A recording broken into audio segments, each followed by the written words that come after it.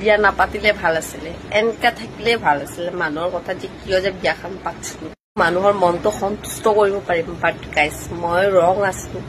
I am fully ৰং। ভাবিছিলো মানুহে সন্তুষ্ট হৈ যাব বিয়া পাতিলে, এতিয়াতো নকয় বুঢ়ী হৈ গৈছে বিয়া নাপাতে। গাইজ, আই এম ফুল্লি ৰং। কি কয় বিয়া 1 বছৰ নহয়, মানুহে কি কয় বিয়া পাতিব পোৱালি ল'ব লাগে, 1 বছৰৰ ভিতৰত আহিব লাগে পোৱালি, নহলে বহুতে নাপায় বোলে পোৱালি। এইটোতো আমাৰ মেটাৰ ন, আমি পোৱালি ল'ম নলম, কেতিয়া ল'ম। আপুনিতো নোখোৱাই আমাৰ পোৱালি।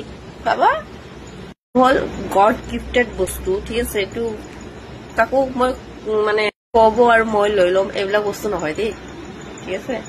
নেক্সট টাইম এই এং বেং কথা, মানুহৰ কথা শুনি পেলাই গাইজ আপোনালোকে ভুল ডিচিশ্যন লাইফত কেতিয়াও নল'ব। এইটো মই কৈ আছো, এক্সপিৰিয়েঞ্চত কৈ আছো। কেতিয়াও নিজৰ বেলেগৰ কথা যে অমুকে মোক বেয়াকে কৈছে, অমুকে মোক বেয়াকে কৈছে, এইটো নকৰো সেইটো নকৰো, এইবিলাক একদমেই নকৰিব। নিজৰ যি ইচ্ছা এইটোৱে কৰিব।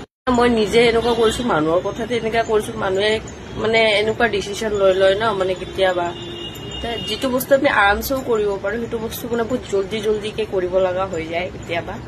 মানুহ সন্তুষ্ট নহয়। মোক ইমান দিন ধৰি বিয়া পাত বুলি কৈছে, এতিয়া বিয়া পাতিলো হলেও সন্তুষ্ট নহয় মানুহে। মানে এটা খোট ওলাবই আপোনাৰ ভিতৰত।